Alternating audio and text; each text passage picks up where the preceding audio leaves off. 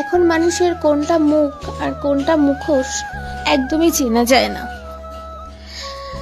তুমি ভাবছো যে তোমার সামনে ভালো ব্যবহার করছে মানে সে তোমার নামে কিছু বলে না, বাট সেটা একদমই মিথ্যা। তোমার সামনে একরকম কথা বলবে আর পেছনে তোমার নামে বদনাম করবে।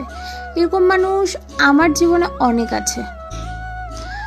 তো যাই হোক, যারা যেটা করছে অবশ্যই তাদেরকে সেটা করতে দেওয়া উচিত আমার মনে হয়, কারণ তাদের ওটাই কাজ। আর আমি তাদের কাছে এতটাই ইম্পর্টেন্ট, তারা নিজের থেকে বেশি আমার চিন্তা করে। তার জন্যই আর কি আমাকে নিয়ে এত ভাবে, আমাকে নিয়ে এত সমালোচনা করে। তো তাদেরকে অনেক অনেক ধন্যবাদ।